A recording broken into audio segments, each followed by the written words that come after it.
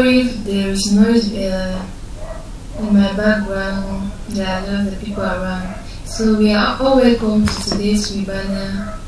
Like I already introduced myself, I'm Onge Filan, Secretariat Administrator for Sparkling Africa. I am very, very happy to be among you people, and I hope that you are also happy to have me. And I'm so much happy to have great women with different visions who will be our panelists tonight. And I believe that by the end of today's session, everybody who attends it will be impacted with knowledge, and we are going to drive a lot of change in our society. So, as we will be going forward, I would just like to talk about Sparkling Africa just briefly, most especially about the Spark Her initiative. So, the Spark Her initiative originated from the name Sparkling Africa, and it is representing all women. So it is just an initiative under Sparkling Africa, and the HA represent Women in Action, a dynamic platform that is dedicated to empowering women and girls through leadership, entrepreneurship, social change, and sustainability. So that's what Spark HA is all about. And we have different programs that we run under Spark HA, which we have like Women in Leadership Bootcamps, where women and girls are trained like in decision making, confidence building, leadership, and all the like. And this program takes place once every year, and that's during the 16 days activity against gender-based violence. So that's when this particular program usually takes place in Sparkling Africa. And we also have the Spark Her Talks. Even though it has not been, we have not been consistent, or it has not been happening lately, but this is one of our initiatives where every month we bring one successful woman who shares her ideas of how she became successful, or what she has been doing in her business, maybe in her organization, her ideas, how she brought up the idea, and how she is succeeding wherever she is now. So that's just one of the programs that we have in Spark Her. And another one is Women in Business Accelerator. That is just a program that has been structured to train and fund women, and it also gives them access to grants and small loans, and also help them to network with other entrepreneurs for them to improve their businesses, and also to have access to funds and grants that can help them to accelerate their business and improve their businesses.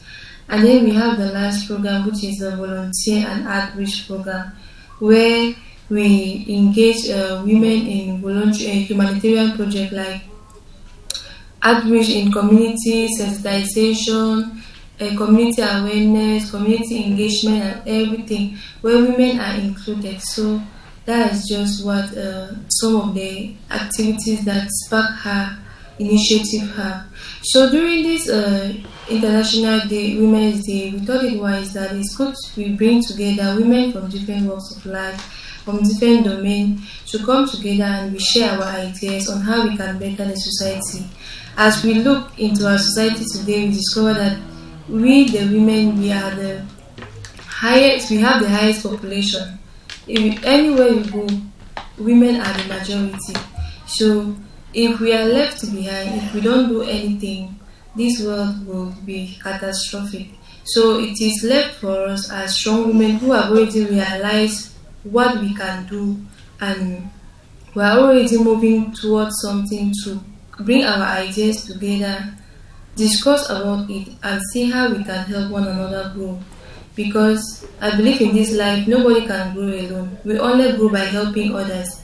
And your idea will also help me grow in my domain. Even if I am in agriculture and you are in health or civil society, your ideas can also help me in my own domain in another way, and not just directly but indirectly. So that's why Sparkling Africa organized this webinar during this Women's Day, during this period, so that we can all share our ideas, learn from one another, and together all of us can contribute meaningfully to the growth of our society. So that is what we will be doing today. And among us, we have really great and important women. We have four panelists, which I will give their names. The first panelist who will be talking about economic empowerment is Madam Mrs. Njang Agnes, and then the second panelist will be uh, Madam Ayisimbala, who will be talking about social change, how women can contribute to the social change. And then the third panelist, we have Mrs. Njongo Sandra. She'll be telling us more about environmental sustainability and how women can play important role in the sustainability of our environment. And the last panelist we have Madam Oben Diana from England, United Kingdom, and she'll be telling us about how women also can get involved into innovation and technology.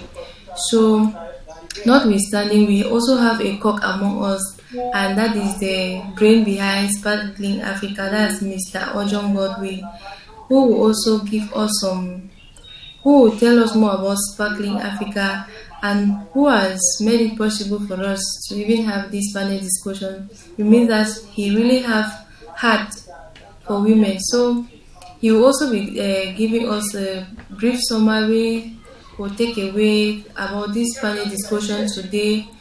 So very soon I'll be giving the space for him to discuss. So today, this evening, our focus or our theme will be from vision to impact, driving women's sustainability growth. So that is just the theme that we will be discussing today, and it will be highlighting the role of a woman in economic empowerment, social change, environmental sustainability, and technological advancement. So we can see that everything is included in this webinar. So women will also talk about environment, we'll talk about social change, we'll talk about technology. So let's stay put. If you are somewhere and there is no network, better change your direction, because we are going to be learning a lot from one another this evening. So thank you so much for having me. I will give the word to Mr. Ojon Godwin to give us a brief summary of what will be happening tonight. Thank you so much.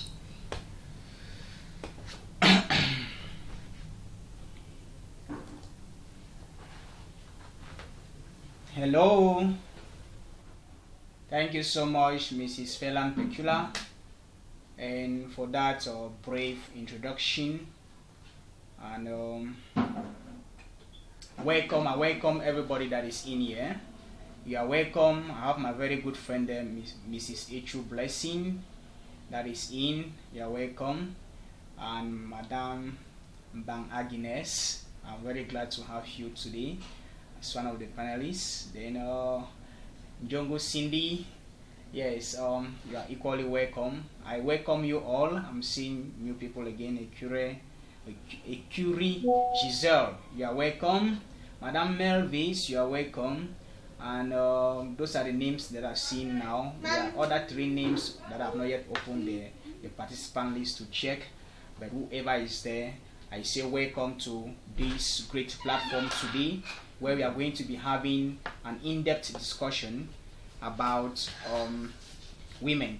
And so women, we look at women at the center. Women are at the center of every development or developmental opportunity that we have in the world globally.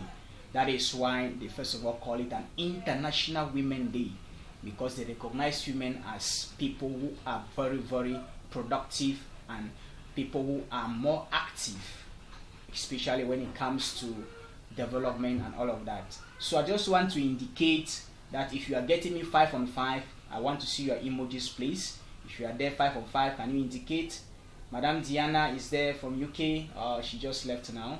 Yes, please indicate if you are getting me 5 on 5. Yes, thank you. Okay, that is great, powerful. All right. I think somebody raised their hand. I don't know if you have a question or there is a worry. That is Madam Cure Giselle. Do you have any question? Is there anything you want to ask now, or any contribution, anything you want to say?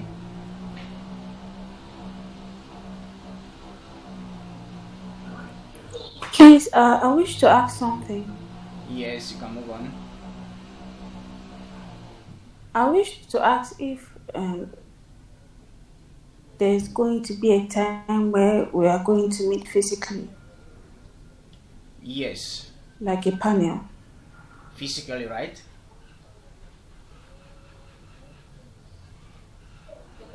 Yes.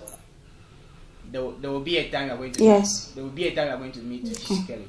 I believe you have registered for the youth conference in Boya.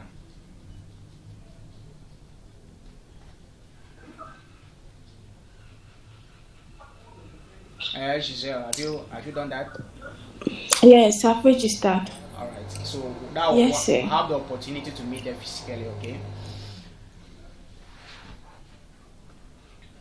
Alright, so all set and done, thank you for that. So Madam Oben Diana, you are equally in. Yes, that's another my very good friend in UK, and she's into STEM, science, technology, and engineering and mathematics. So she's a very great lady, so we'll be listening to her with time. So I'll move forward to why we are here today, and I'll be talking on the power of women in sustainable growth. That is where I'll be focusing on. And you know, all the theme of the Women's Day that we have, the theme is talking about for all women and girls, rights, equality, empowerment. And so we are going to be focusing on some key things that we are going to be looking at. So from this point, it is an honor to actually be presenting to you on this particular occasion, as we are going to be discussing this topic, and the both topic about the power of women in sustainable growth. That is what we are going to be focusing on, and equally is focusing on transformative ability of women. So if you look at the power of women in sustainable growth, we are talking about the transformative ability of women, and we are looking at women to be a multiplication factor in everything that we do. So we are going to be highlighting some very key things there. So today we are celebrating women not just in recognition of their achievements. Actually, there are many women that are doing so many things in the society. So we are not looking only at their achievement, but also as active architects of sustainable development, economic progress, and social transformation. That is the power of a woman. So if women are here, I applaud you all for that, because I have the opportunity to be speaking with women here, because I know the potential that you have. I know the capacity, the abilities, the powers that you have. I look at the woman as somebody is a magical being. When God created even the woman, there are some things that they put in the woman that even men are amazed. That is why anybody who sees a woman has to first of all give that respect, because it is not easy to be a woman. However, our theme for this program is From Vision to Impact, Women Driving Sustainable Growth, and this aligns perfectly with the Global Women's Day theme. Actually, it aligns with it, and you all know the Global Women's Day theme, which is for all women, girls, rights, equality, empowerment. And so if you look, there are key things. One of the things that we really encourage here is empowerment at Sparkling Africa. That is why Sparkling Africa is like an empowerment center for youth, for children, for women. So you look at it powerfully that it aligns with everything that we are doing. And this is a powerful reminder that women are given the right opportunities when equality is concerned, and equally when empowerment is prioritized in our community. So they become unstoppable forces of sustainable development. So when these things are concerned, when women have equality, when women are empowered, or they have that opportunity to be empowered, then they become an unstoppable forces for sustainable development to take place. So tonight we are going to be looking at women as the cornerstone of sustainable growth. That's the first thing we'll look at. Second thing we'll look at women as people who can break barriers, different barriers. That's the role of rights, equality, and empowerment I'll be looking at. And lastly, we'll be looking at from vision to impact. What can we do? So those are the three things we are going to focus on in my speech that I'm going to give. So we have women as the cornerstone of sustainable growth. We know that sustainable growth is not just about economic expansion. It is about fostering inclusive prosperity, talking about environmental stewardship is concerned. I think when we make mention of these terms of environmental stewardship, we are talking about serving our environment or serving one another. So it also concerns that. And equally, social equality is more important. So when we talk of sustainable growth, there are these three key things that are there. Inclusive prosperity is there, that everyone should prosper at the same time. So that is what we are talking about. And so women are not exempted. Most of the times, if you look at our organizations or most of the things that we are doing, we are exempting women for so many things, especially taking decisions. And that is why most African countries find it difficult to excel, because the men look at the women as people who don't have any right or they don't have any power to say anything. But if you bring women to the table to have some valuable discussions, then I think we are going to have inclusive prosperity. We are going to have environmental stewardship, and equally we are going to have social equity. And these are very powerful tools. And so women, by their very nature, are catalysts in this process, in this very process. So whether in business, in governance, in education, in healthcare, or in community development, you can see women, they have consistently demonstrated resilience. Women have consistently demonstrated resilience, and equally they have consistently demonstrated adaptability. They can adapt in every situation. A woman has that potential, that ability to adapt. A woman will get married to a man, and he can easily adapt to any situation. He will leave her father's house, come and get married to you, and any situation she meets there, she's going to adapt. She has no option. She's going to adapt. She makes sure she finds the place to adapt. That is how women are seen. And equally, we see women as they have the power of innovation. They can generate different ideas. If men are having the ability to listen to women, then I think the world would have been a better place. But it's just that men always want to exercise their authority on women, and so they suppress the women. So the women's voices are not heard. So that is a very big problem that we are trying to solve, actually, most in our days. And so women have that power of innovation. They have that ability, to bring out different things within them and to help everybody to grow in a critical state. So there are three critical pillars of sustainable growth. When we talk about women as the cornerstone of sustainable growth, there are three critical pillars. First, women are economic. They promote economic growth.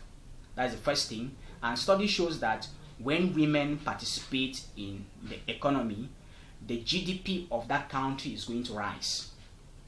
Poverty is going to decline, and businesses will thrive when women are concerned.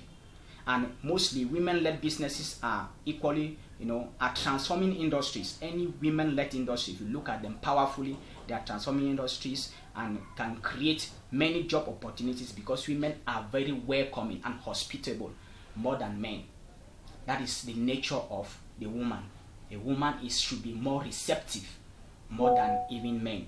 But there are some ways of some women, the way they behave today. Imagine Madam Agnes. There are some women, if you look at even their behavior, if you are working somewhere in a customer service counter, maybe in a restaurant or in a hotel, the way they behave, sometimes the customer will just reach and disappear. But I realize that if you look at the power of a woman when it comes to such services, instead they are more powerful, and they make the organization to excel easily. That is why the women can easily serve in places like hotels. They can easily serve in places like hostesses, like air hostesses. If you go to even normal our buses here, our transportation buses, they serve as hostesses. Why? Because women are receptive. They are receptive in nature. You realize that without women, most organizations cannot succeed. So, and economic growth in that nation is going to drop because women are not concerned. Now, if you look at women again in the area of social impact, right? Women reinvest up to 90% of their income into their families and communities, ensuring better health, education, overall well-being for the next generation of people that they are trying to raise. That is another area where we look at women to have as chief cornerstone for sustainable growth. They have that social interactiveness that is within them. It's in their nature, it's in their blood. Then thirdly, we talk about environmental sustainability, where women have been at the forefront of climate action and resource management. And in most cases, or in many communities, women are leading conservative efforts, advocating for clean energy and promoting sustainable agricultural practices. I can testify that Cindy is one of the ladies here. Cindy, I think you really deserve this particular area of, I see Cindy as one of the most active young girl. It's not easy as a young girl. You want to go and work farm. Most of them will say, no, that thing is for the old. It doesn't concern them. It does not concern them. And that is why there's a very big problem. Now, we look at the second part of it. We are talking of breaking barriers. Women breaking barriers. The role of rights, equality, and empowerment. And to fully unlock the potential of women in driving sustainable growth, we must address these systematic barriers that hinder their progress, hinder women's progress. So the first thing is talking about their rights, women's rights. So women's rights are human rights. I can put it in short way like that. In fact, I'm working as a human rights inspector here in Yaoundé 4 Council, and we encounter, when we go to the field to talk to the different communities, we realize that women's voices are suppressed. Their rights are not, they don't have any power. Most of them, when we listen to them, they speak to us. A man is always there to say the things. I have a friend that is getting married, and the woman does not even know anything about the planning of the marriage. It is the man that is ahead of it and everything. Look at it. Then at the end of the day, you think that home, that marriage is going to really be fruitful. It cannot be fruitful because the woman is not concerned. The woman does not know anything that is going through, and she does not have any say and things like that. It is the man that is ahead of it, planning this, telling that you should do this, you should go here, you should do this, and you should do that. When it is the woman's day, when the woman is getting married, women's rights, as I said, women's rights are human rights. So when women are granted equal rights to land, women are granted equal rights to education and leadership. These are key areas. When land, most people know that land is owned only by men. No, it's not only by men. Women should equally have the right to own land. So this will build stronger communities and economies, actually, yes. We must continue to advocate for the policies that are going to protect and equally promote women's rights. We always advocate for that. So we keep on doing it. Now, there is the part of equality from the team, talking about gender equality. Gender equality is not just women's issue. It is an economic and social hindrance that we have. So there is the part of, when we talk of equality, in most industries, most organizations feel that, when women are leading as CEO, they don't need to pay them as much as they are paying a man that is leading as a CEO. Is wrong. So there should be equal pay for any role. That same role that a man is taking, that responsibility to be the CEO or the director or of any organization, should also be given to a woman. A woman equally has that potential to produce that same result, and even more, because she has that capacity to attract. She has that attractive nature in her to attract many clients to that particular business or organization, more than even a man, and things like that. So there is that equality in pay that we should even look at when women are treated in organizations. Equality to access the resources. They are not only limited to men, but any kind of resources equally should be given access to women. Equality to leadership opportunities. All of those are things, these are not only privileges, but they are fundamental rights that must be ensured for all women that we are looking at. Equally, the third part of it is empowerment. So empowerment is about equipping women and girls with the tools they need to succeed.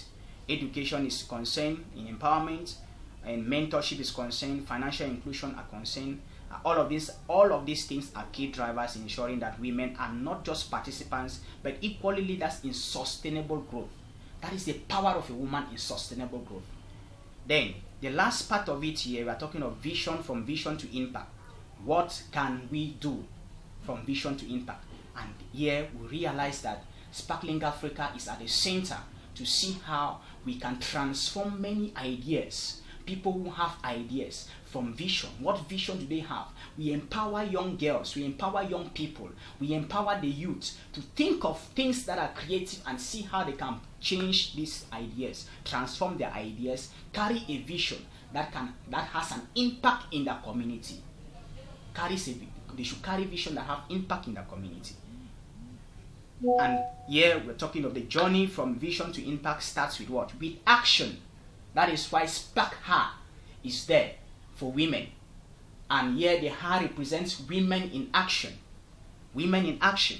And so if we are looking of vision to impact, then we are talking of starting with action. It's an activity that we need to put in place. And here these are practical steps that we can take in order to move from vision to impact. If a woman needs to move from vision to impact, we have 4 critical steps we need to follow. 4 critical steps. Please take note as a woman. 4 critical steps. The first thing we can do for women to move from vision to impact is to invest in women entrepreneurs. That's the first thing. We should invest in women entrepreneurs. The government, financial institutions, the private sector, they should increase the access to funding, and they should support women-led businesses. These are the things. So in our organization, we are trying to create a platform where most of the participants at Sparkling Africa should be at least 70% of women-led initiatives. That means we want to grow women entrepreneurs. That is why the program of Women Accelerator, or the Accelerator program, the bootcamp, can give you that platform. We started it last year, but last year we had by the web banner. We had the 16 days of activism. That is the period we want to be hosting our program for this women bootcamp stuff. And so we did by the web banner last year. So this year we are looking at having something physical for women, a bootcamp for women. So that program will be brought up, and physically women should come, can put women together, about 30, 40, 50 women or 60 women for about 3 to 5 days or 7 days to go through a powerful transformative program that is going to help them to move from vision to impact.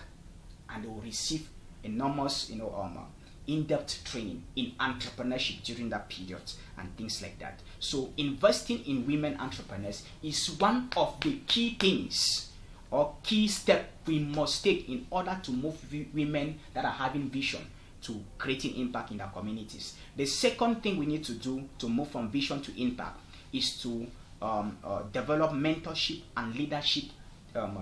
Mentorship and leadership development is equally another area where another step that we should take into consideration. That is the second step we should take into consideration. And here we need experienced women leaders, like Madame Mbang Agnes is here as an experienced leader, that can mentor. These are women that they can have other young girls under them that can mentor the next generation of women that are going to come up, ensuring that the young girls grow up with role models. Many young girls don't have role models. And the most important thing is that the greatest strategy is that most children, even in schools where I'm teaching, you ask them, but who are your role model? They cannot even say that their parents are their role model, because they don't look at their parents as a role model. But the first person when you ask of role model should be your parents and things like that. So we should become those parents. We should become those role models to the young generation that will be coming up, especially our children, biological children that will be given birth to. We should become role models. We should have to start looking at that direction. If you really want to create a community that is going to be taking everybody, then that part has to be taken into consideration very importantly. All right, the third part of it is, third step we need to take in order to move from vision to impact is inclusive policies. Advocate for policies that promote work, work-life balance, equal pay, and representation in decision-making spaces. All of this will create an enabling environment for women to thrive. These things are very important. And the last thing that we need to do, or the last step we need to take, is to support each other. So women should support and uplift each other. We must move from competition to collaboration. And this is one of the key values of Sparkling Africa. We encourage a lot of collaboration. If you are here today, it's because of collaboration. I have to collaborate with different people to network with them, connect with them, share the vision, and where we are going to. That is the power, that is the thing, that is what we have to be heading to, collaboration. So we need more people to collaborate with. We need to collaborate. If you really want to make that impact, there should be that platform for collaboration and things like that. And all of this will ensure that no woman is left behind. So I'm going to conclude, and I'm going to say that today I challenge each of us to commit to being part of this transformation. That let us move from vision to impact, ensuring that every woman and girl has the opportunity, the resources, and the support to thrive. Because when women are rising, or when women rise, the thing is that the world is going to rise. When women rise, the world will rise. So that is why I come to the end of my presentation. Thank you so much for listening. Thank you.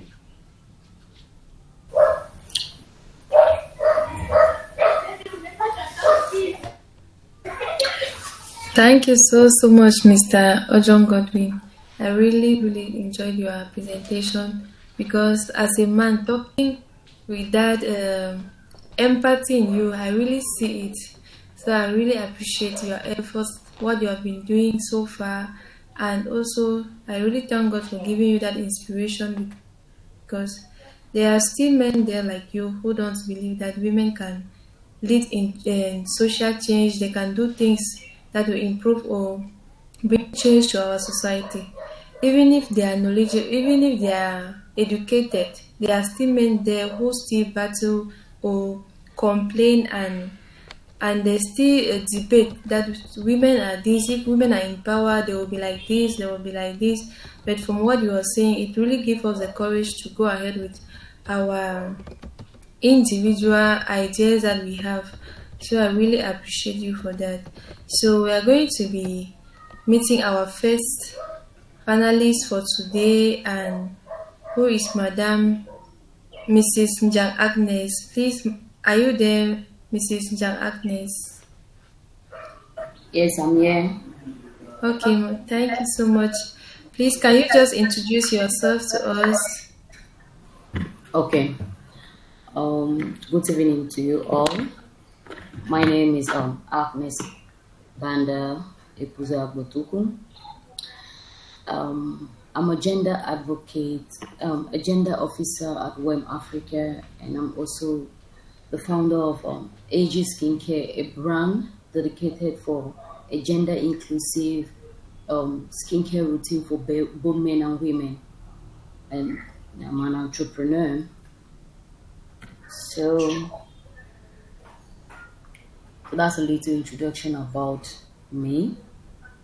So today I'll be presenting the economic empowerment of young girls and women. Okay, madam, thank you so much. It seems that you are really experienced, especially in the entrepreneurship domain. So I would like to ask you my first question. Hey, where is it between? I don't know why. Maybe you should mute your mic first. Let me talk to. I don't know. It's echoing here. Yeah. Okay. So as an experienced business lady, and we know that in our society today, most of the issues that women face is finances. Even to start a business, a woman will always face the issue of finance. Even if she has the skills already, finances are always the problem. So what can you say, or what are the solutions that we can help women like to grow their business in time of difficulties, or help them have sources to funding that they can develop their businesses into something that is profitable for them and for the society? Okay. Thank you, Julian. So, before getting into business, you need to know what is it all about. Are you a social entrepreneur? Do you want to solve a problem? Are you willing to bring a solution to the problem in the community or in the society? So that's the first thing you need to ask, because most people want to get into business. I just want to, I want to do business, I want to do business. But most of them don't take out time to know what they want to do. First, you need that educational background on entrepreneurship, or as a business owner, a small idea how to run a business. Those are the challenges first that we have in Cameroon. Most people want to do business, but they don't take out time to study, to know what is it all about, how to run a small business from your home, then going out of your home. No one is taking out the time. So that's the first challenge that I have noticed with most people. And also,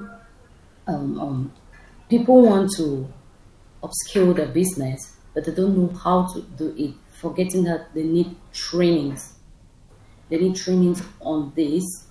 And when you talk of access to funding, I think most people, most young girls and women, especially the women I work with them in the rural community, they don't know about funding, access to funding for their small business, because they don't have the knowledge. They don't know these things are available for them.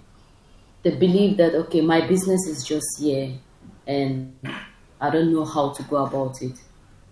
And how the challenge here is the women in the community, how to give them these trainings. First, it's not about the funding, it's about the training. Yes.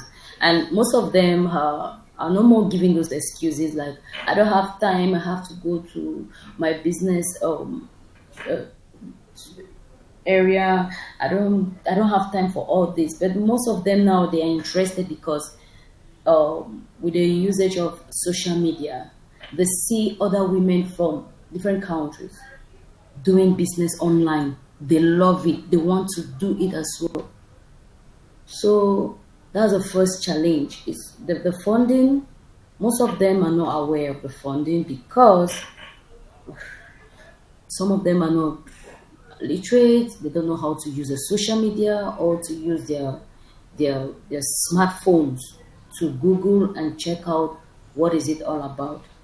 So the economic empowerment revolves around so many things for women to come up with an idea, and this idea needs to be funded. So the first challenge is most of them don't know their ideas can be funded. That's the first thing. And another thing, the challenge they face is to go closer to the is to register their businesses. Most of them feel reluctant because of the tax system. You don't want to register, but there's an opportunity aside the tax. There's opportunity for you to register your business. They don't want to register, especially those that want to upscale their business. They don't want to register their business, and that's another challenge that we are facing, because most of the time, Chambre de Commerce in Douala has opportunity that are coming. They need small businesses to be funded, but they don't see those women. Men are aware of these things. They are aware. They see that, okay, let me just take 100,000 and register my business. I know one day is going to be great. Yes, that's a man's mindset. But a woman, she wants it to happen now. That's a problem that we face in the community.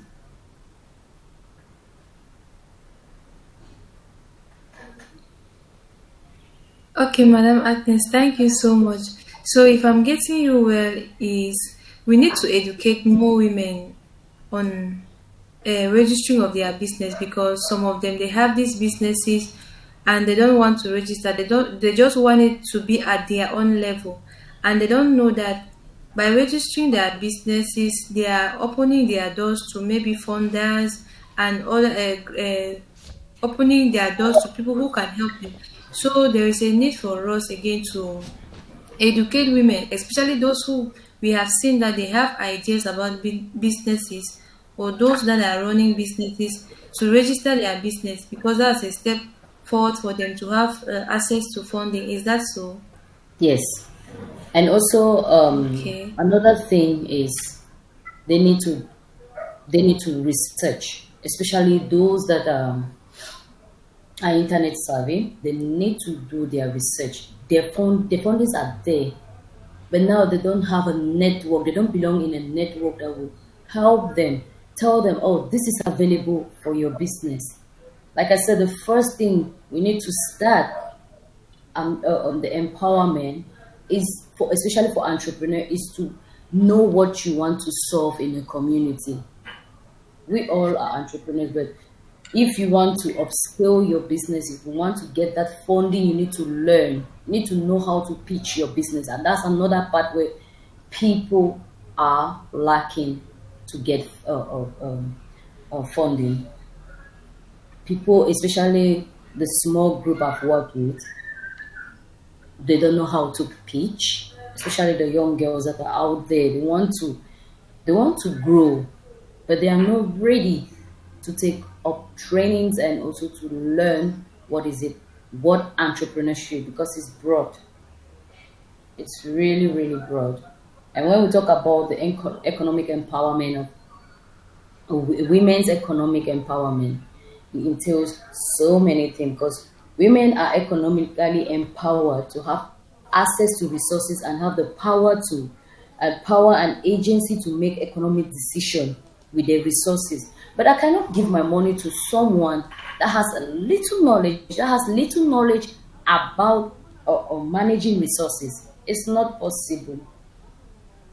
It's not possible for me to do that. So you need to have the knowledge. You need to take up trainings.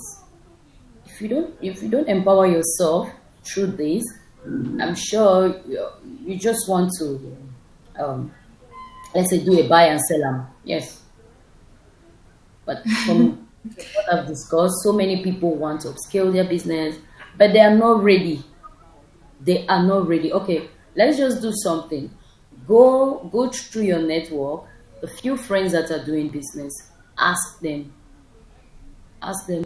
which software are they using to record their sales. They will tell you, what are you talking about. But we are in a technological age where we need to learn how to use Excel. Yes, my business taught me how to use Excel. But some people are not ready. I have friends, I still tell them, okay, how do you record? How do you do the exchange rate? If you don't do all those things now, it's difficult for you to grow your business. So that's another challenge. The first thing is education. Second is a network. And the third thing is financial literacy. Yeah.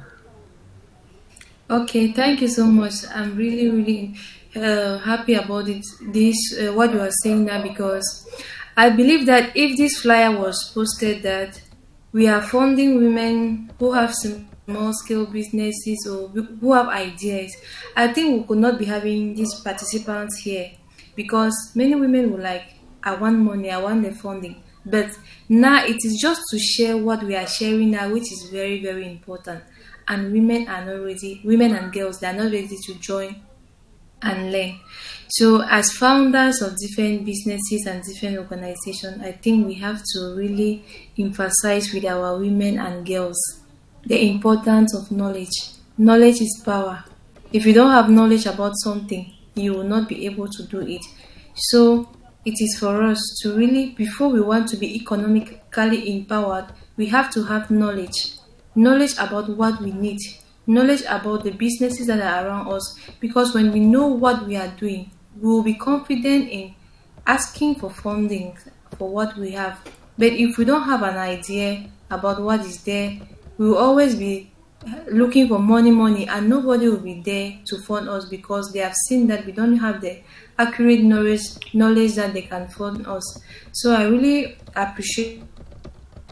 Thank you so much, Madam Agnes, for that. It was really, really impactful. So I will just move to another panelist, Madam Aisimbala. Please, if Madam Aisimbala is there, please can you introduce yourself to us to know you more better?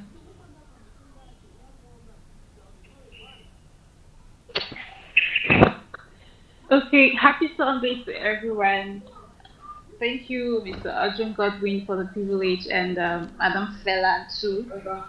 My name is Aisimbala Bernadette, and currently in Bodia Southwest, Executive Manager, Crystal Global Resources, New Life International.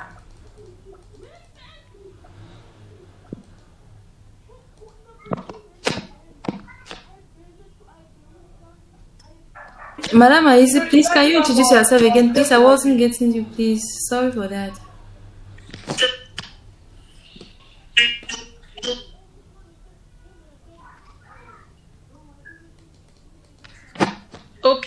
Okay. Thank you so much for this opportunity. My name is Aisimbala Bernadette Blanche, currently Southwest Cameroon. An executive manager, Crystal Global Resources, New Life. It's all about health, it's all about agriculture, promoting organic farming, and also making the world hurting happy through health by supplements and organic products that are being produced by the company itself. Okay, thank you so much, madam. And from your introduction, it shows that you are a woman who have been leading a change already. And I would just like to ask you some few questions. In your journey, you have been, I believe that you have been successful because if you have, there have been challenges, and if you've resist up to this area, meaning you have been successful in so many areas. So I would just like you to share an example of maybe what you started and an idea that you started as a young woman and how successful it has been now and what it is doing in a society, how it is bringing social change that we need in a society. Okay, on my own part, actually, the organization was, let me say, it's made up of other people, but there was an idea which I brought into the organization that's actually holding it sustainable at this moment with respect to health trainings, because that's one thing which I saw that was not actually happening. In this light, organizing trainings on health and diluting some of the products, because most of the times a lot of people are in that milieu where you're giving out services but you don't really know the in-depth of it.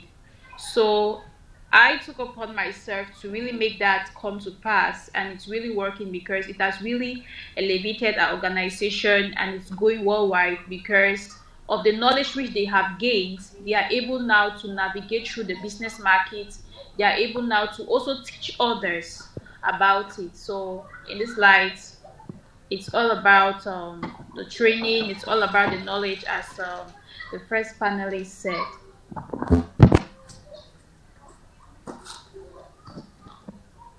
Okay, thank you. So can you please just share with us some of the barriers that women that are preventing women from leading such movement, like having some ideas or following up with their ideas like you did? What are some of these barriers that are preventing women from doing that?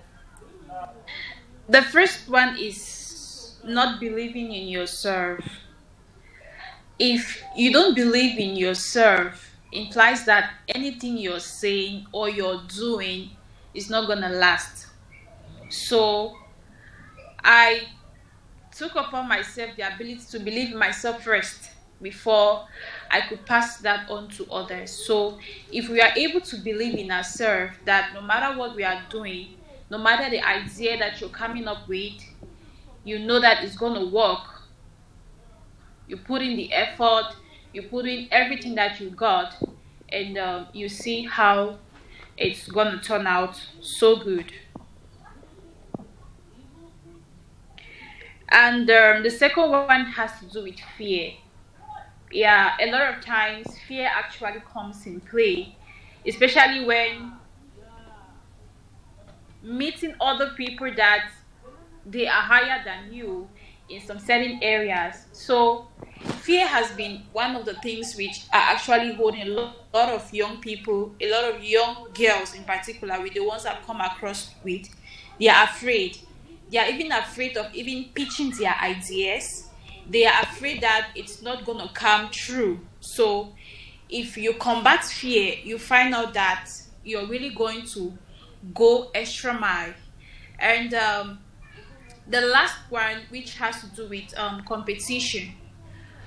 One thing that we have to understand, like what Mr. Ojung said, that it's all about collaboration, it's not about competition. Competition can be positive, but competition also can be negative. But now, at times, we find out that a lot of persons are competing for the negative side. But when we turn to compete for the right way, we find out that in the end, together, we are definitely going to go higher in heights and also streamline our activities and every other thing. So in this light, women have to not compete in the negative way, but compete in the positive way, and in turn work together, not see the other person like, oh more, this thing is not working and every other thing, or this person is doing more than me. Instead, we try as much as possible to blend our ideas, and you are going to see that it's really going to elevate us and we'll go better and higher.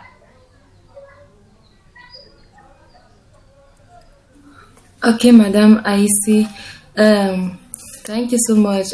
You are one of the founder spots for Youth in Entrepreneurship Action for Change, and I would just like you to tell us very briefly how this program with Sparkling Africa has impacted your business and your ideas.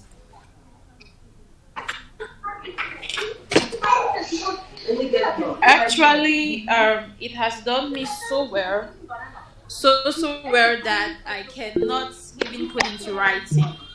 The first one has to do with the ability to navigate through the social media handles. That's to be able to pitch our businesses in our social media handles. So at one point, there's a difference between posting and posting for the right reason.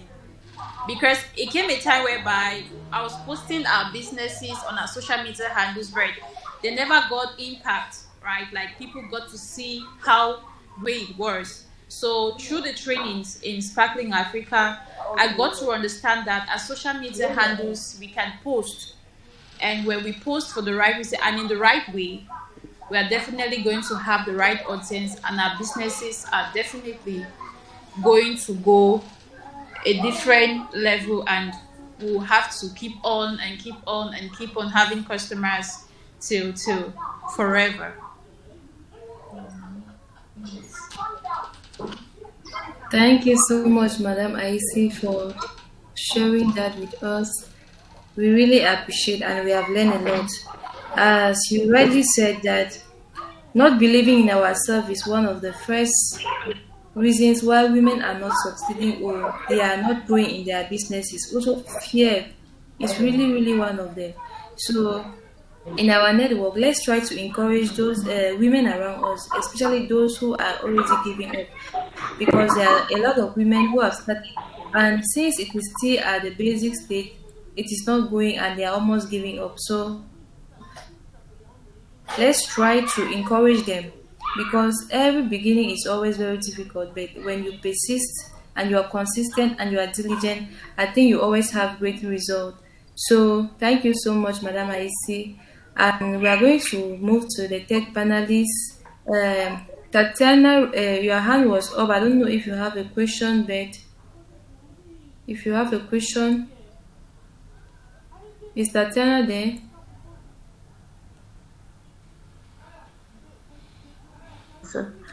Okay. Okay, greetings to all. I am here. I was just waving greetings. I'm enjoying the lessons. I don't have a question, but I'm following. Okay, thank you. Okay, so we're going to move to another great woman, Madam Jongo Cindy. Madam Jongo Cindy, please can you introduce yourself to us, please? Hello to everyone. Good evening. I'm called Jongo Sinzi. I I am the founder of African Humanitarian Development Peace Organization, and I'm also a student in the University of Boya. It's actually a very big privilege to be among great women like you all. Thank you very much. Thank you so much, Madam Cindy. Thank you. We are also. It's also our privilege to be with you, to have you here tonight, and you are going to be talking about environmental sustainability.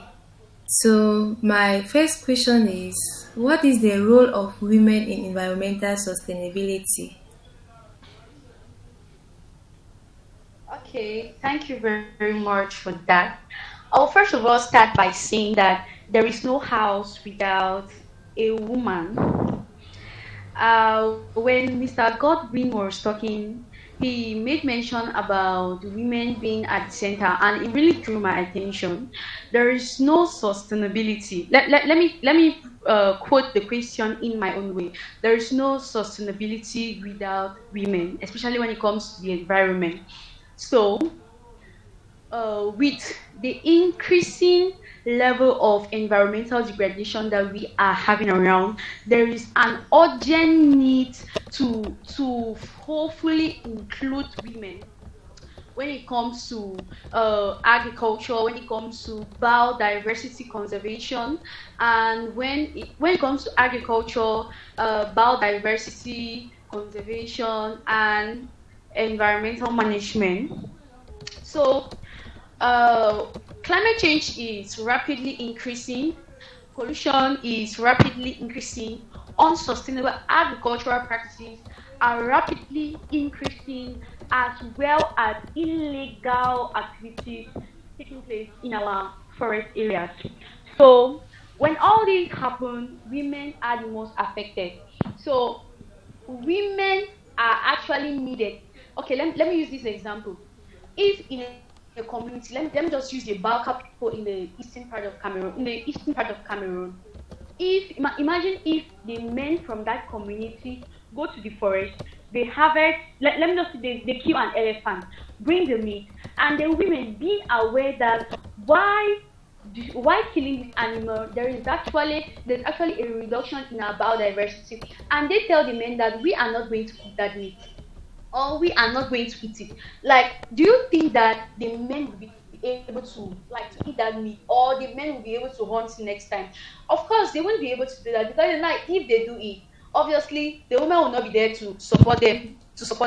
So women are very important for our biodiversity conservation, and also agriculture. And before going to agriculture, we know that in terms of our world population, women occupy, I think they've occupied more than 60%. Let me just say they are like 70% of the world population. So imagine that with agriculture still, women are 70, 80% involved, and men are just 20 or 30%. So women are needed they are needed in our agricultural spaces. Yeah, that's what is going on most time. But I know you'll be asking yourself that these women are involved, but why are we still facing environmental degradation? Degradation of our agricultural lands. They are actually facing this degradation because they haven't yet gotten the knowledge. But imagine if we as environmentalists go to a community and we tell these women that when you use inorganic fertilizers in your farm, it destroys the soil ecosystem. Obviously, this woman they'll know that, oh, okay, let me just go and use my super grow from IEC, or let me produce my organic liquid fertilizers using my sunflower. You know, when you have this knowledge, like there will be a reduction in there will be a reduction in the loss of our soil ecosystem. And as a result of that, you see that there will not only be increased food production, but you will also foster the implementation of SDG number 2, which is centered on good health. And also, women are very, very important in the environmental space when it comes to policy. before coming to policies, African okay, when Mr. Godwin was talking, he made mention of something like if African communities do not fully integrate women, it will be very difficult for us to have sustainable countries or sustainable communities. And that's actually the truth. Our countries in Africa are not thriving due to the notion of patriarchy that we have, that the men are superior to women. So what will a woman be doing in politics? Yeah, I'm sure that's what some of us women, that's the notion some of us have when we see women in politics. But these women are actually being needed. We need more women in politics. If women are not involved in politics, or in policies, it will be very difficult for laws such as laws against these patriarchy stalls, or laws on gender equality being pushed at. Why do you think something came up like gender equality? It actually came up because women are needed, you get. So we can't just leave them aside. Women will be there to say that, okay, why I went to my farm to cultivate my crops, I use organic fertilizer and I use inorganic fertilizer. I saw that this is good and this is destroying our soil. So as a climate activist, as an environmentalist, let's stop using these inorganic products because they are destroying our crops. Let me just use this example. I think it was in 2019 when Cameroon's cocoa was rejected in the world market. Like, if Cameroon cocoa is rejected in the world market, I just want you to picture, I just want you to visualize and see what happens, like, to those in the cocoa sector in Cameroon, especially to Delca. Obviously, they made a lot of losses, right? Yes, but it was actually being rejected just due to the fact that while carrying out was it yes proximate analysis in the world market, they realized that our cocoa contained a chemical. I think it's chlorpyrifos, something like that. I think that's the name of the chemical. So imagine if a woman can go to the parliament and she says that no, we do not want this product because it is destroying our environment, and it is destroying it is destroying our environment, and it is contributing to food insecurity. Obviously, it's going to be handled right. So I believe that women are needed for our environmental sustainability, through agriculture, in the agricultural sector, in the climate sector, in community education still. I don't know, but women have this aura, this leadership aura in them. Most men do not like women in leadership due to the fact that they feel threatened. Yes, they feel threatened that when women come to power, maybe they might dominate them. That's why I think when is it the moderator or Mr. Godwin when he was talking, I think someone made something of that, made a statement of that sort. So we really need women in women. If a woman talks to you, now imagine that she births a child in her stomach for 9 months, gives birth, still love that child till the day she dies. So you can imagine the type of can I say disciplinary leadership that women have. So women are needed. If we go to a community as environmentalists and we tell women that this is not good. Okay, let me go back to my cocoa, let me go back to my super grow or to my organic fertilizers. Okay, so I come and I say, okay, do you know that our cocoa was rejected in the world market? Obviously, she would carry that knowledge, go back to her community and tell them that this is not good. And that's how the news is going to spread around the village. And at the end of the day, it's that everybody in that community is practicing sustainable environmental practices. So women are actually there. Women are actually needed in the environment space for community awareness. And I also spoke of policy decision making. So I think that it's what I think women are needed for, or why they are important in environmental sustainability space. Thank you.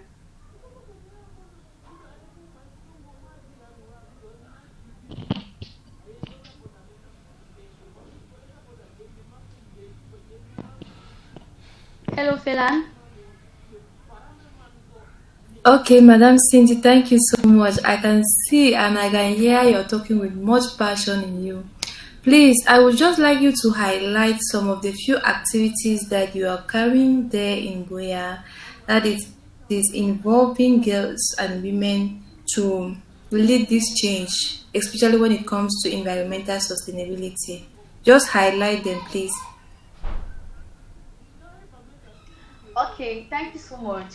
Well, I started with an initiative I call the Green Girl. The Green Girl is all about inspiring youth and especially females to take charge. You get so to, in fact to accelerate action. So the whole issue is we all know that with the field of agriculture, most youth, especially girls, do not like it because they see it as a very dirty profession. So I decided to break this stereotype. I decided to take action. When I started with my agriculture journey, it was very difficult. It wasn't easy because I felt a lot of peer pressure from my friends and even from my community. It was not easy. So I just want to tell girls that yes, you can still venture into agriculture. I'm like venture into agriculture. Let's break the stereotype and let's increase food security. So with what I'm doing, I'm currently focusing. I'm currently trying to inspire young girls out there, yes, to venture into bee farming. Yeah. So along the way, I was like, okay, Cindy, since you're into agriculture, since you're into the climate space, what can you do to what can you do in what can you telling people out there?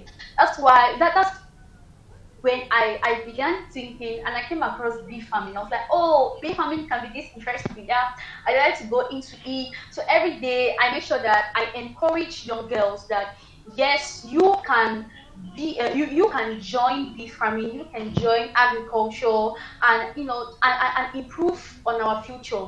I chose bee farming because first of all, it's the bees helps in pollination, which aids in biodiversity conservation and also helps to increase our food security. And bees also helps to sequester carbon dioxide and other gases in our atmosphere. So these are just some of the reasons why I decided to join. And aside from that, we've been able to visit several schools. We have impacted, I think, more than 3,000 plus lives on environmental conservation and agriculture. And also, um, we've had a lot of webinars where like online trainings, and I'm also proud to share that I can I say I'm an international trainer, yes. So I also train people online on how to produce black soldier fly, which is also an eco-friendly practice. Thank you very much. Thank you so much, Madam Cindy. We can see the woman in you and we are getting it. If we were in a hall, I think we could stand up and just clap for you. Thank you so, so much. So we are going to be seeing our last panelist tonight, and that is Madam Oben Diana from England. Ah, that's good though. So we had somebody who is from abroad among us. So, Madam Oben, can you please introduce yourself to us, please?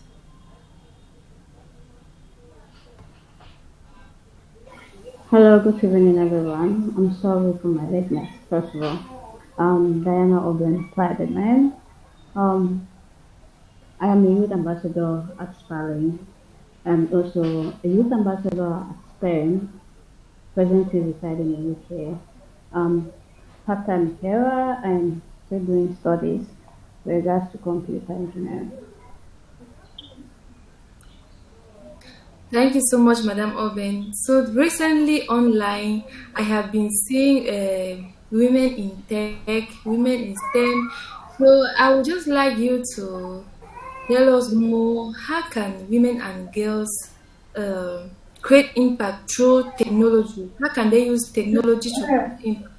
And first of all, please, I would just like you to tell us more about few things about technology, what technology is all about. Because when we talk about technology, it is very, very broad. There are many things that technology have bring into our lives today. So just tell us briefly what technology is all about, and then how can women and girls use this technology in order to impact their communities. I believe to layman's definition, when you go to our parents at home, when you ask them what is technology, most people would just think about oh, having a computer, type a document, print it. But these days it's getting further and more advanced up to the point that we do have AI that facilitates a lot of work for us. There are many people that at first they were just house moms, but now they do have a job in tech because they can sit at their home and they can work from everywhere they are. And apart from that, we have front-end developers, we have just editors, we have people that are just creating things, people that are videographers, photographers, people that are in cloud computing. There are a lot of social media platforms today, and they need a lot of workers to put everything in order, database, the system running, and make sure it's secure for everyone that is using it. So there is a lot in technology. The future in everything we do, every field, come across tech. Tech is needed in every field, the agriculture, the accounting, the business settings, and fashion world.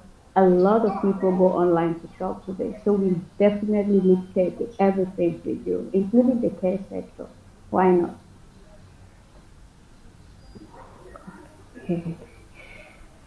Wow, thank you so much. It's really true because in the years ago, when they talk about technology, you just think about a computer, sitting in front of a computer. From your explanation, I have also learned a lot.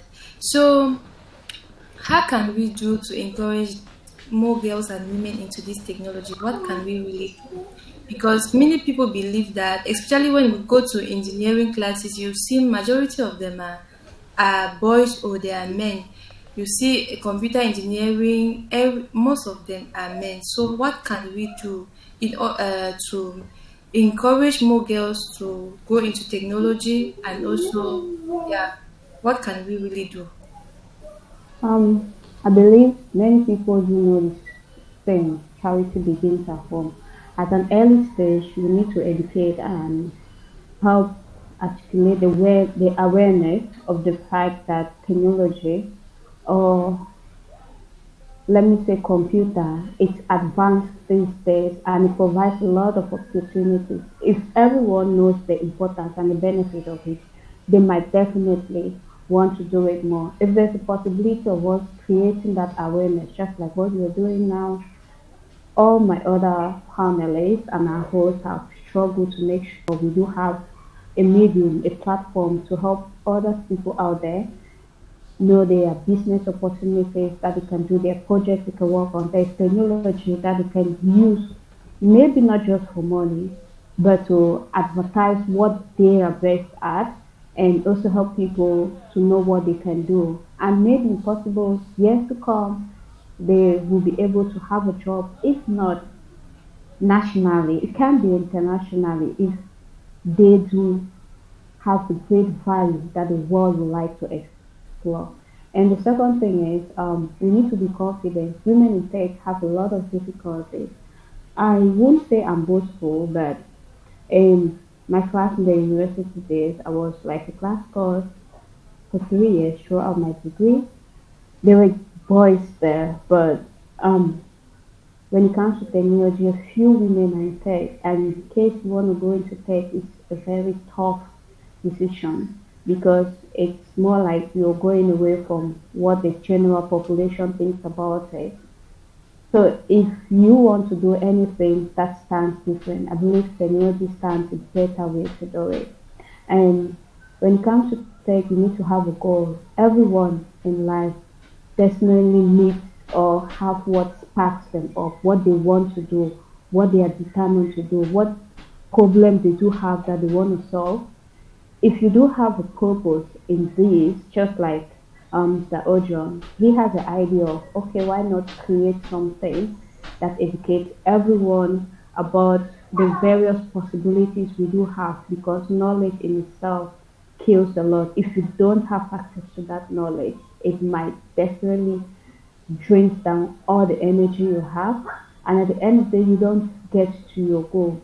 So, in case we want to educate the youth, we need to make sure in ourselves we know the various ways that the technology can help them, and we need to make sure we know the various platforms, the tools we can use, the various techniques, not all, but the basic aspect in it. Because before you talk to someone about something, you need to have an idea of what it is all about.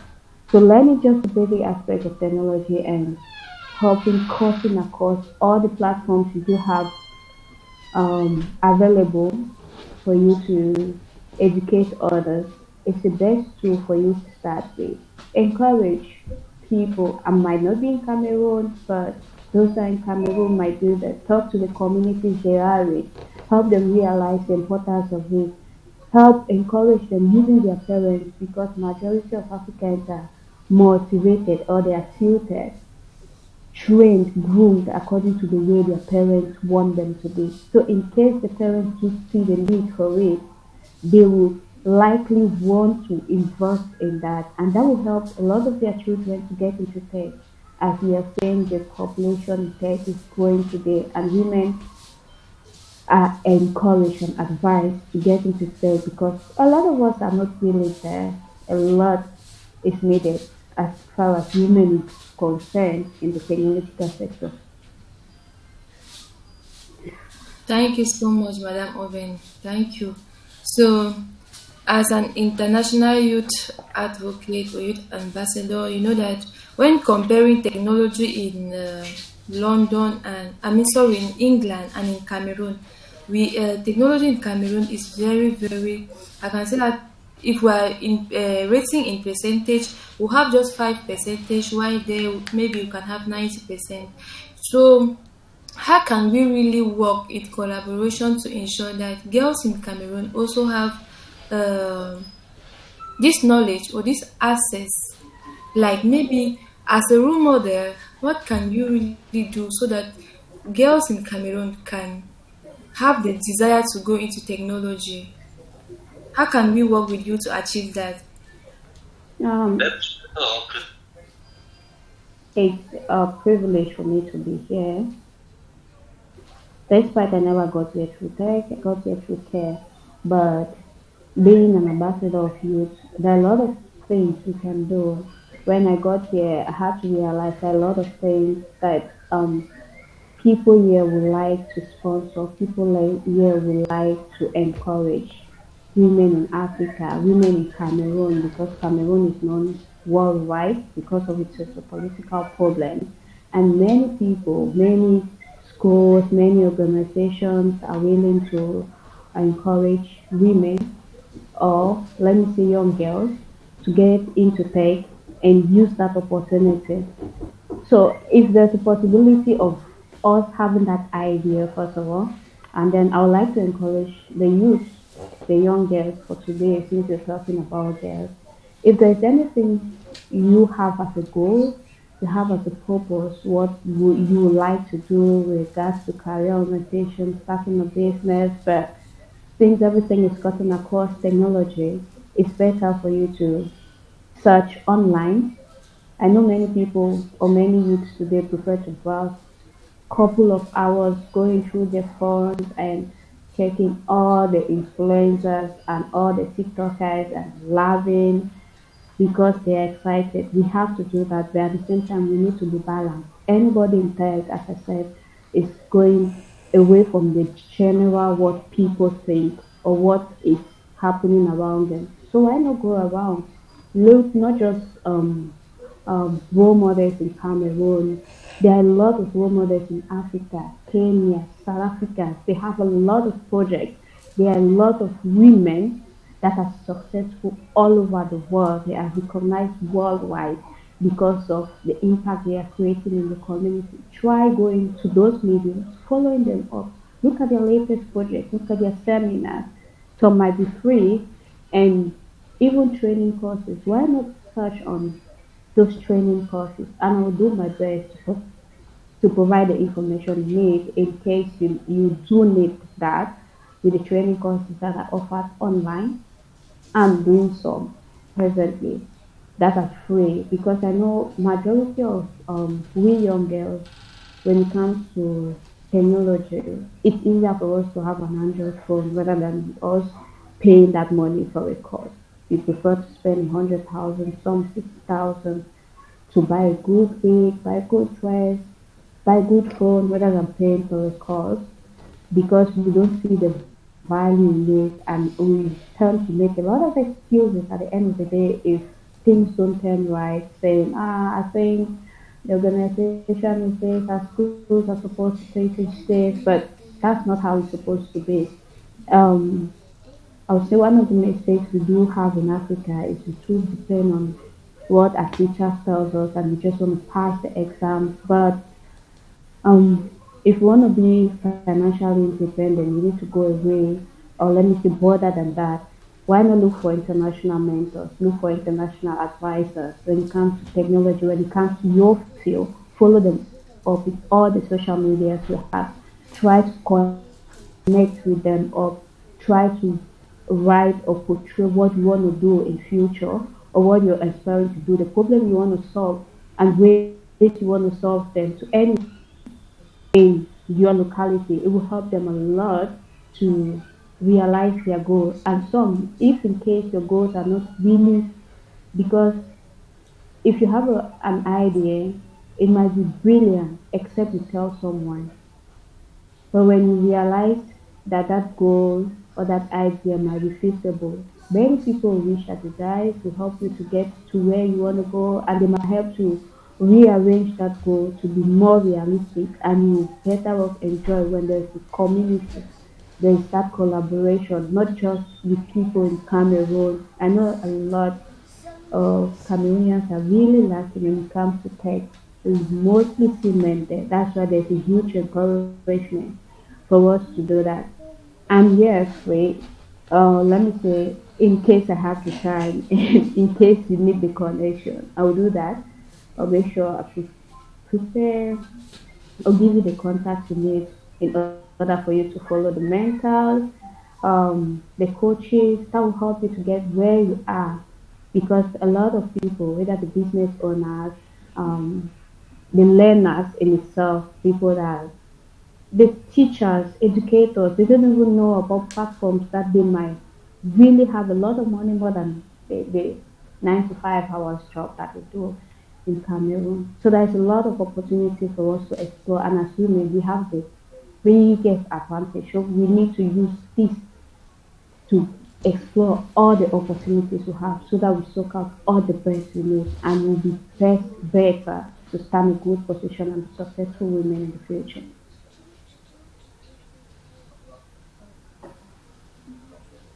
Wow, wow. Thank you so much, Madam Oven. Thank you really, really much. I'm so happy.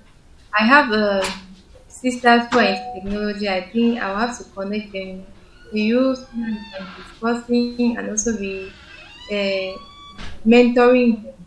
So all of us are listening and we have come to the end of the panelist discussion. And I would like us to share. We have all listening from one another, and I would like us to share what we have listened. And if we have questions, we can also ask other panelists. Maybe they can find us in things that we do not understand. So, Madam Aisi, can you just, if you have a question or any contribution, the last word to just tell us or contribute or ask your question?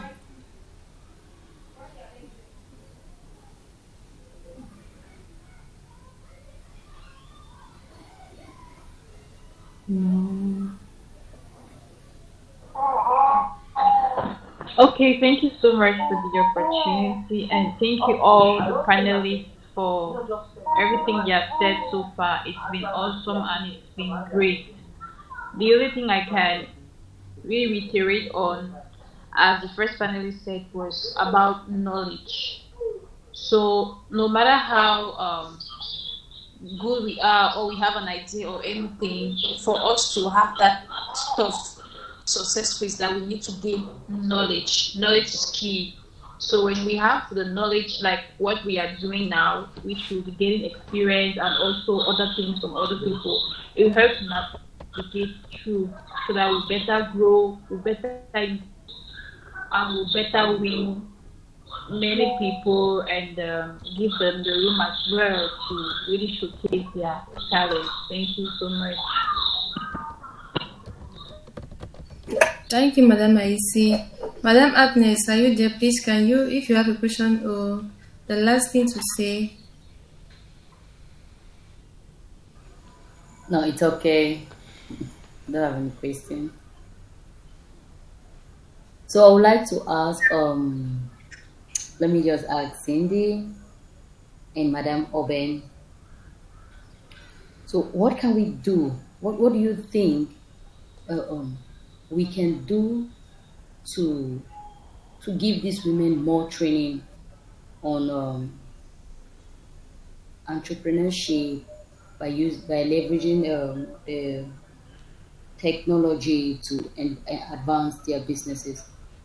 What can we do to train those that are interested in agriculture? Because now last training for our last how they call this workshop with the women in Douala, Bonaberi, they were interested um, in agriculture, digital marketing. What are the ways I can use to break it down to them and give them this training that they need? I would love to have some contributions on that. Madam Cindy is not there. I think Madam Oben can answer that question.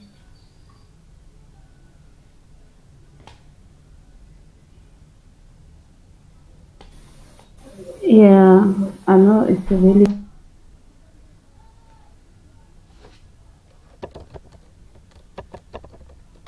sorry. I know it's a concern and it's quite exciting that I'm surprised myself to hear that women in Douala are excited to enter or to get into digital marketing.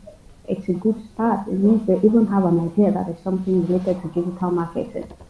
But as I said in my presentation, if you don't know how to do something, you might not be able to tell someone how exactly that thing functions. When it comes to digital marketing, it's a vast, growing, profit generating sector, and a lot of women are not really that much, just men. A lot of people making a lot of money there. I know majority of Africans, when they want to get into anything, they first of all think about the money. Okay, they'll need to get a skill that will give them that money. If there's a possibility of you holding a program, I don't know if you're versed with the digital marketing itself. I don't know your skills level, your capability at the moment. If there's a possibility of you just holding a seminar or holding a program, even if it's a day or two, just to talk about digital marketing, not just talking. Um, I'm sorry to say this, but a lot of training or let me say seminars in Africa is more of theoretical than practical. Hold a live section. Maybe there should be a digital marketer or someone that knows about that particular product. If you want to help them in the digital aspect of, let's say, Facebook, look for someone that is in digital marketing in Facebook just to come and talk to them within a few hours. You yourself take a bit of time, let's say 2 hours, 3 hours, to learn how it works, the functionality in it, what is needed to be done, so you won't have to waste the marketer's time because time, they say, it's money. It might not be really realistic in Africa, but it is here.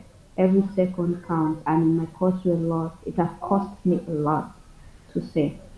So, in case you know of someone that is into digital marketing, and that's why there's a need of collaboration, there's a need of a platform that you channel your problems to. It's easier for you to connect, and when you get connected, it's easier for you to get things done and realizing a solution to your problem.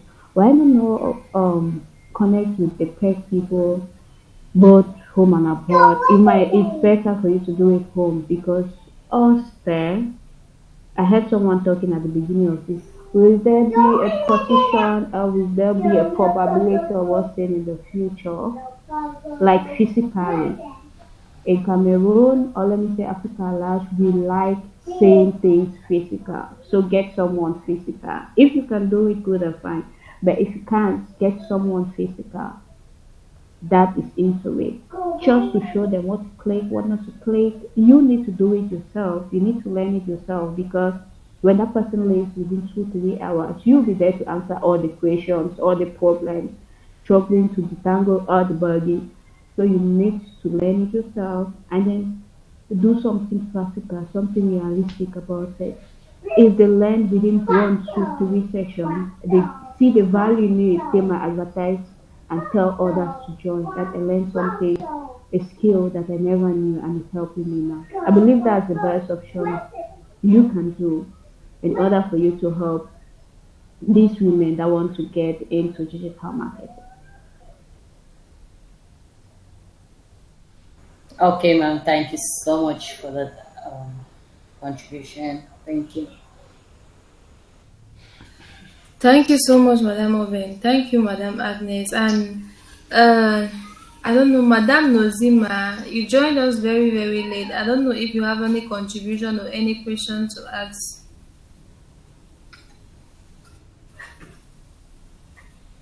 Good afternoon, everyone. Actually, good evening. No, I don't have any question yet. But actually many, but we don't have that much time to discuss all. Okay, if you have any question, if it's just one or contribution, you can just contribute from your own end so that we can hear you. And you also talk as a woman from any dimension, any aspect of life, just share with us. I think you know already what we are discussing about. So if you have any contribution, just share with us before we close because we are almost rounding up.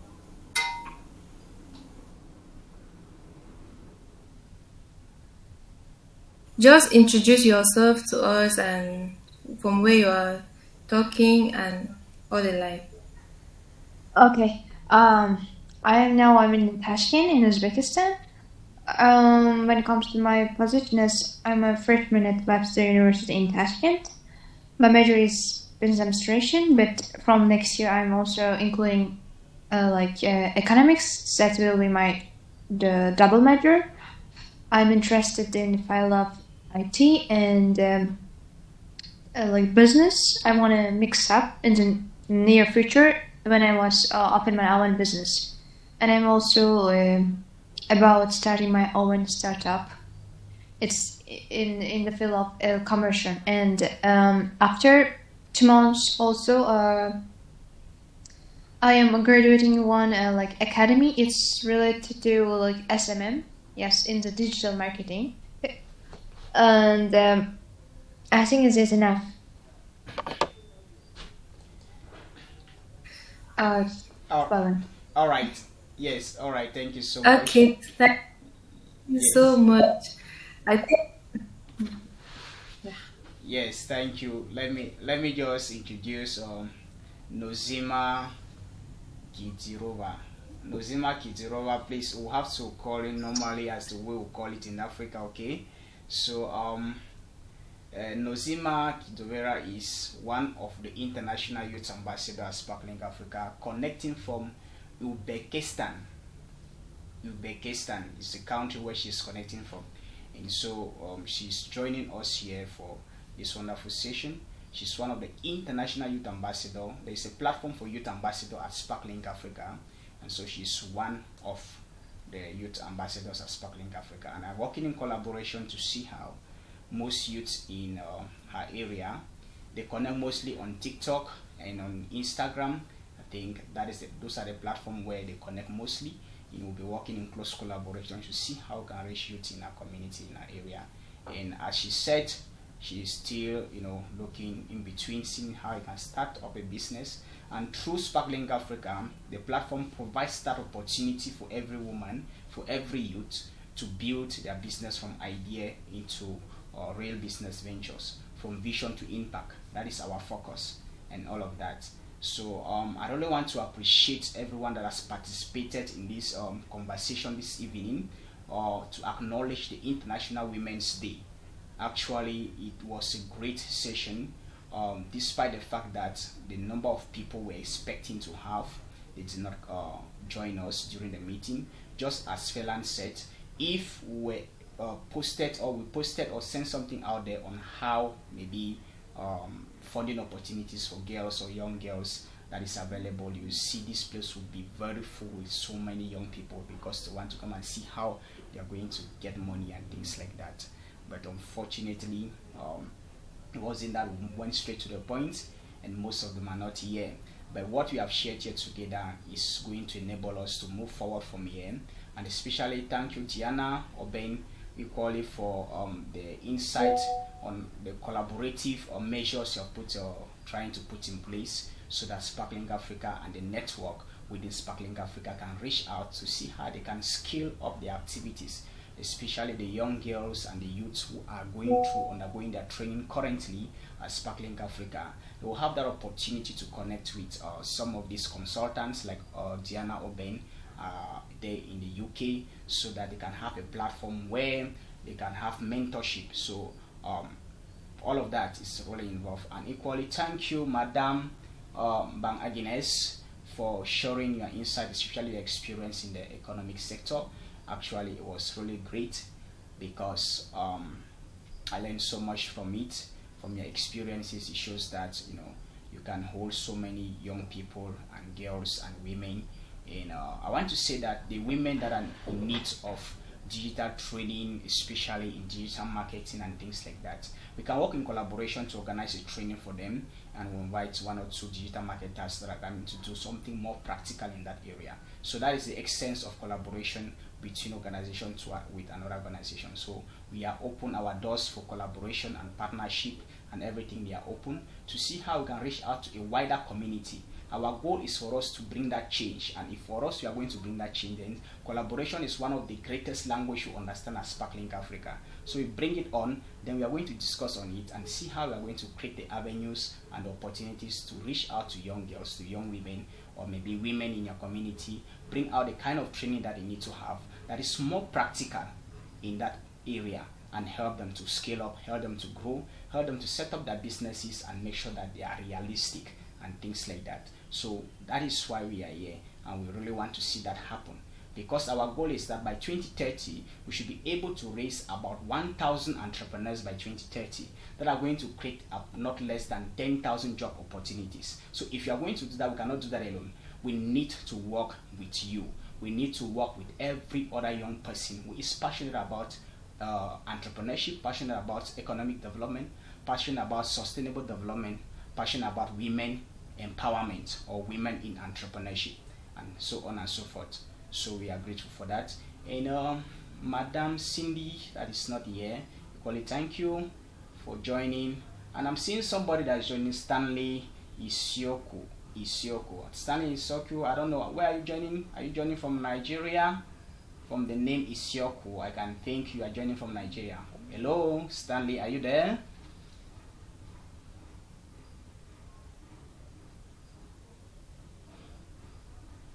Okay, so thank you so much.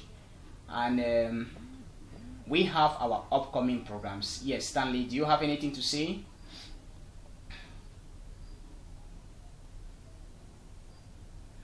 We have our upcoming programs we have highlighted so far. We have the Youth in Entrepreneurship program, or that is a conference that will be taking place. We have postponed it from this March. It will be taking place from the 2nd and the 3rd of May 2025.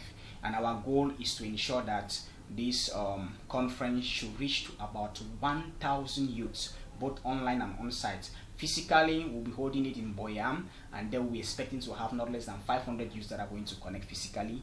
Then on the social media platform, which is on Facebook, where we are going to do the live streaming, or other youths will connect across Africa or across the globe. So we are expecting a participating capacity of not less than 1,000 youths that are going to participate. And at the end, certificates are going to be issued for these participants after participating for 2 days. But we need the on-site registration first to go on and ensure that we have what it takes, the number of youths that are available to participate on site in Boya when it comes in May 2nd and May 3rd, that is Friday and Saturday this year. And so this Youth in Entrepreneurship conference will be holding once per year. It's something that will be holding once per year, and so it's one of the mega events that we'll be having, and it will be more practical because it's going to bring youths from different areas, different sectors, different economic activities, bring them together, different in technology, in education, in consultancy, in law, in business, in whatever, in agriculture.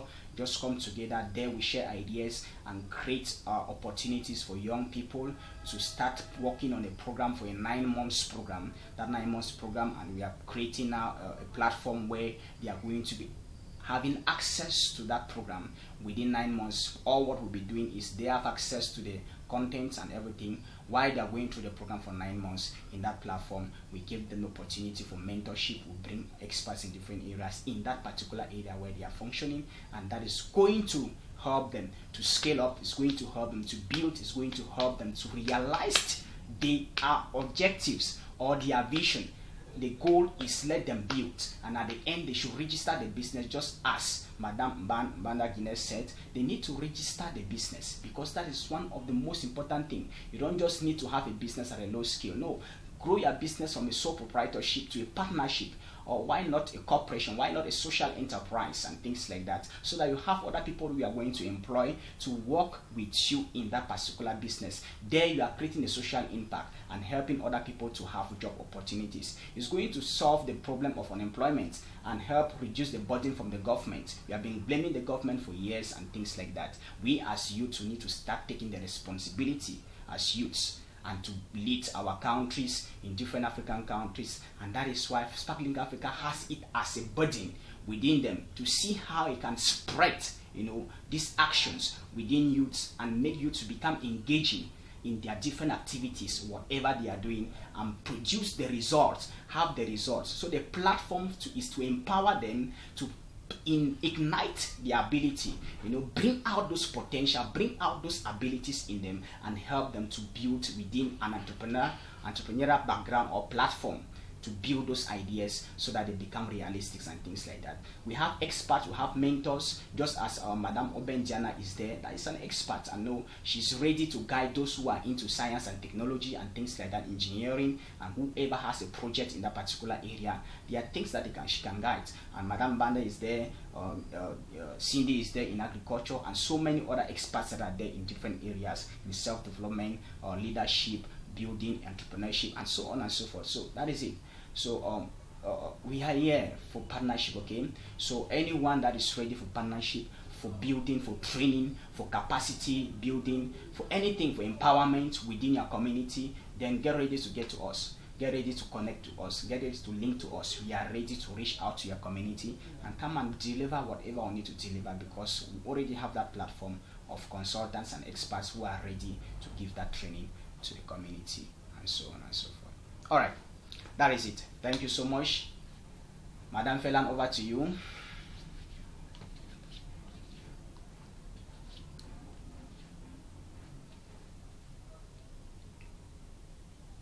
Thank you so much, Mr. Godwin. Thank you.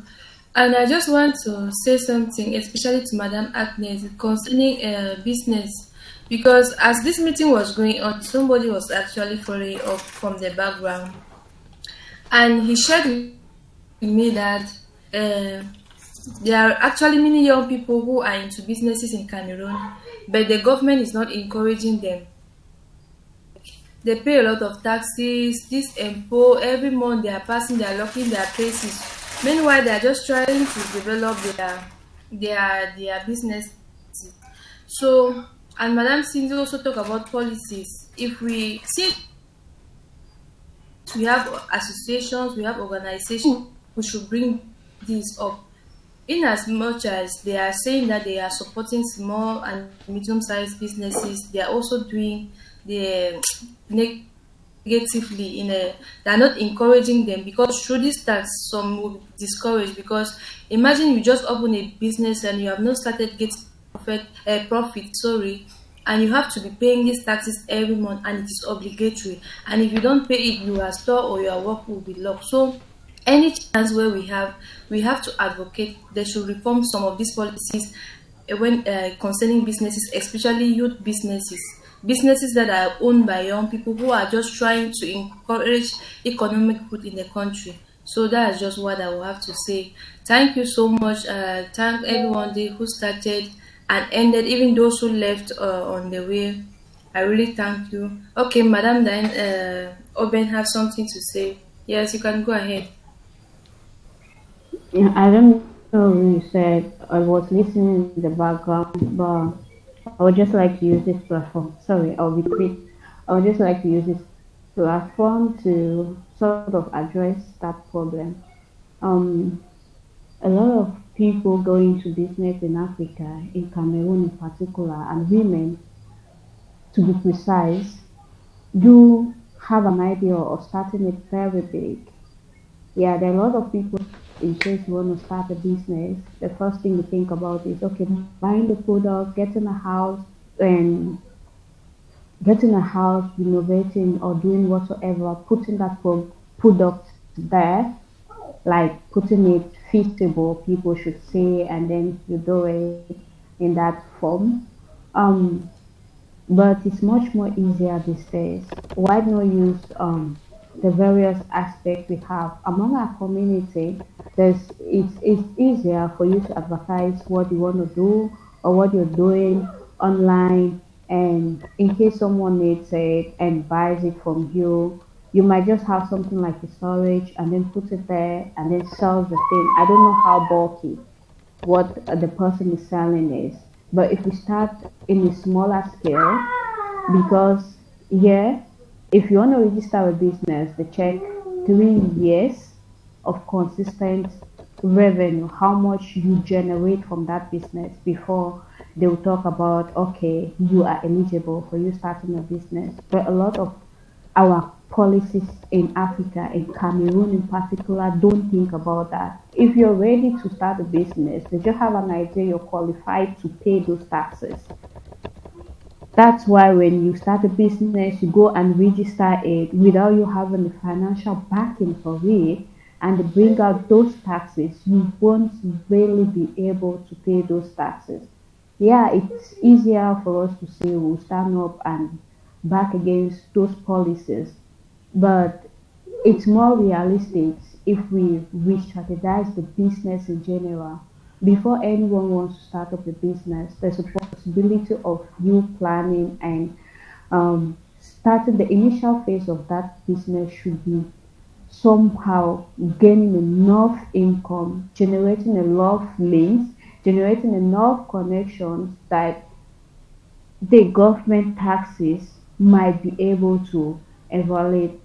And in case you have an upfront, let's say a physical store, if you have an online platform that you sell more than enough from what you sell on the physical platform, I believe you'll be able to pay those taxes and you'll be able to release yourself off the stress. They might change those policy, but it might take a longer time. What we can do now is this idea of okay, why not start by portraying what you want to do or what you're doing online. I know many people would not like the idea of online because many people are being super scammed every day.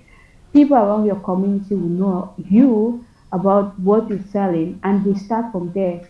A good value or a good product doesn't need you to advertise it.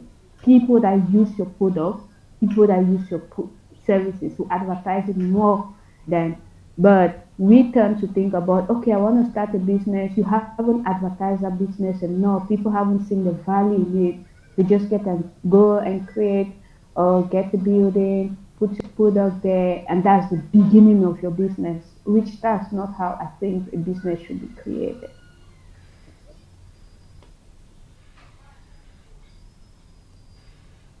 Okay, thank you so much. Thank you for that. Okay, this is my last words. Thank everyone. I want to really appreciate everybody who sacrificed their time.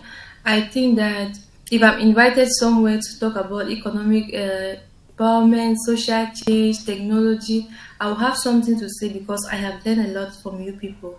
So thank you so much.